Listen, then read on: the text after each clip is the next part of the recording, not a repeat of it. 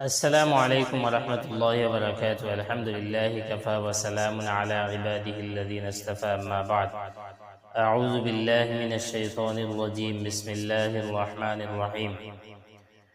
ما كان للنبي والذين آمنوا أن يستغفروا للمشركين ولو كانوا أولي قربى من بعد ما تبين لهم أنهم أصحاب الجحيم। না নবীর জন্য সঙ্গত না মুমিনদের জন্য যে তারা মুশরিকদের জন্য মাগফিরাত কামনা করিবে, যদিও তারা হয় ঘনিষ্ঠ আত্মীয় স্বজন। এটা স্পষ্ট হইয়াছে তারা জাহান্নামের বাসিন্দা। সূরা তওবা আয়াত নম্বর 113। এই আয়াতের মধ্যে আল্লাহ পাক রব্বুল আলামিন ফরমায়, যেটা এখানের মধ্যে আপনারা অনুবাদ দেখতে পাইতরা, যে নবীর জন্য এবং না মুমিনদের জন্য এটা মুনাসিব নাই বা এটা লায়েক নাই যে তারা কোনো অমুসলিম বা কোনো মুশরিক যে আল্লাহর সাথে ইবাদতের মধ্যে শরীক করে অংশ বানায়, এরার লাগি যে মাগফিরাত কামনা করা, এরার বকশিশ চাওয়া, মাগফিরাত কামনা করা, এটা নবী বা কোনো মুমিনদের জন্য শান না, মুনাসিব নাই। এই আয়াতের মধ্যে আল্লাহ পাক রব্বুল আলামিন এই বিধানটা বয়ান করছেন। তারপরে অন্য একটা আয়াত আইছে যেটার মধ্যে ইব্রাহিম আলাইহিস সালাতু ওয়াস সালামের তান বাবার মাগফিরাত সম্পর্কে কথা আইছে, যে ইব্রাহিম আলাইহিস সালামে যেটা মাগফিরাত চাইছেন এটা জাস্ট হেদায়েতের লাগি দোয়া করছেন।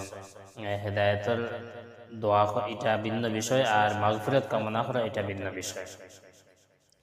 তো এই যে আয়াত যেটা আমরা দেখতে পাইলাম সূরা তওবার 113 নম্বর আয়াত, এই আয়াতের মধ্যে আল্লাহ পাক রব্বুল আলামিন এই যে একটা বিধান যেটা ঘোষণা করছেন, এটা একজন মুমিন মুসলমান হিসাবে প্রত্যেকে মানা জরুরি। কিন্তু এখন দেখা গেল যে আমরা কোনো অমুসলিম বা হিন্দু কেউ যদি মারা যায়, তাহলে একজন মুসলমানের কর্তব্য কিটা? যদি কেউ মারা যায় তাহলে মুসলমানের ধর্মীয় দিক থেকে, ইসলামের দৃষ্টি থেকে আমরা তার যে সমস্ত ভালো কাজ যেগুলা করছে, তো এটার লাগিয়ে আমরা তারে বালা কইতাম পারি, বা তার হাওয়ালাটা, তার বিষয়টা আমরা আল্লাহ পাক রব্বুল আলামিনের কাছে সমঝাইয়া দিতাম পারি, যে তার ব্যাপারে আল্লাহ পাকে ভালো জানেন। যদি আমরা নিশ্চিত থাকি যে কেউ অমুসলিম অবস্থায় মারা গেছে, কেউ যদি অমুসলিম আসলো কিন্তু শেষে হে মুসলিম হইয়া মারা গেছে বা মুসলমান অবস্থায় কালিমা পড়িছে, ইমান আনছে, এটা যদি কারোর ব্যাপারে আমরা নিশ্চিত হইতাম পারি, তাহলে তার মাগফিরাত কামনা করতাম পারি। আর হাদিস শরীফের মধ্যে আইছে, ইন্নাল ইসলাম ইয়াহদিমু মা কানা ক্বাবলাহু। ইসলাম অর্থাৎ মুসলমান হয়ে যাওয়া, ইসলাম কবুল করে দেওয়াটা পিছনের সমস্ত গুনাহ মাফ করে দেওয়ার লাগে যথেষ্ট।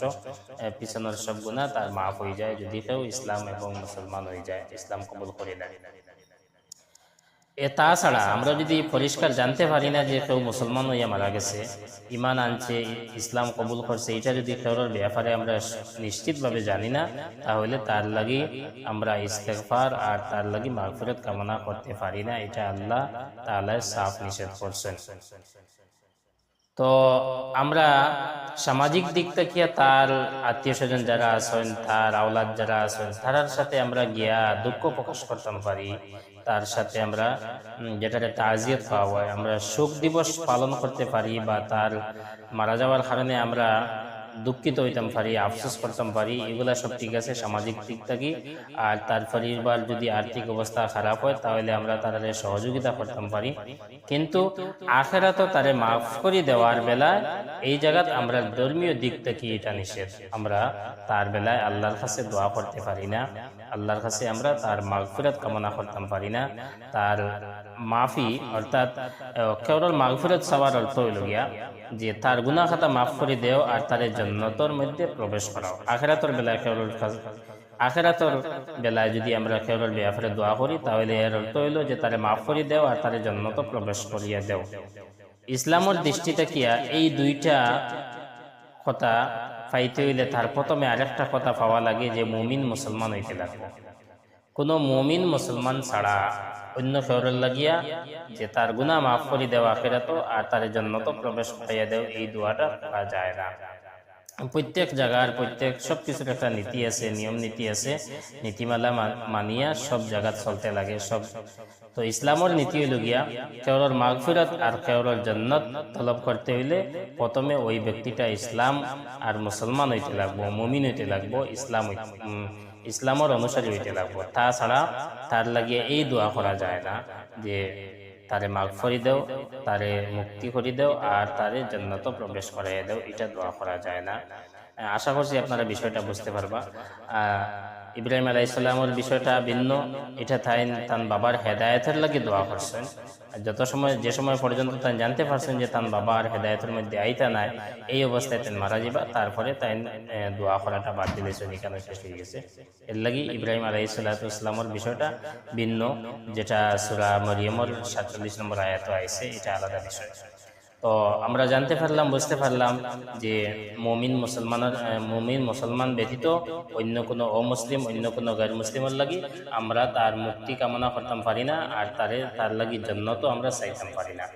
এখন যদি কেউ কোনো অমুসলিমের লাগি মুক্তি কামনা করে, মাগফিরাত তলব করে আর জান্নাত চায়, তাহলে নিঃসন্দেহে অবশ্যই তার উপরে তওবা জরুরি, তওবা করা লাগবো, ইস্তেগফার করা লাগবো, আল্লাহর কাছে মাফি চাওয়া লাগবো, আর ভবিষ্যতে এরকম কাজ না করার লাগি আল্লাহ তাআলার কাছে ওয়াদাবদ্ধ হওয়া লাগবো।